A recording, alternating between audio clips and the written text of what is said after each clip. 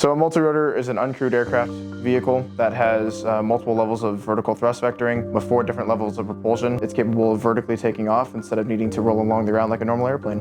So multirotor aircraft are used for a variety of applications. Specifically, agriculture is a big one here in Kansas. Land surveying, building up large detailed maps of acreage and other farmland, as well as taking vegetation indexes using near-infrared light.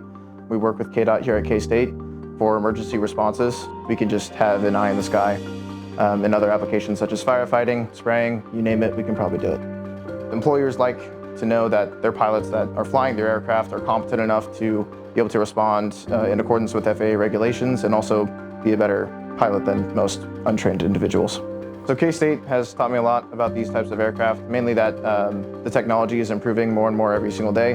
So when I went through the introductory course, I used the Autel Evos that you see behind me. But now that we have gotten a little bit more funding, we actually graduated to the newer aircraft. I chose K-State Salina because it seemed like it had the most equipment usage for our field. Drones are expensive, and it's nice having a field where a lot of equipment is available to you as a student. I can take it out without having my own personal aircraft. I think the most exciting thing about the UAS industry is, again, going back to the developing aircraft. I like to see a whole bunch of new experimental types of aircraft for different purposes. Going through the instructor upgrade, first you go through the basics of multirotor and you get a flight lab for it, so you get to fly around our multirotors with one of our student worker instructors here.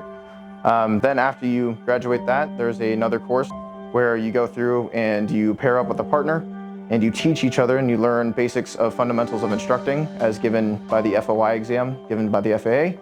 And you work in tandem with your partner, go through a normal flight test like you normally would for any other manned aviation side.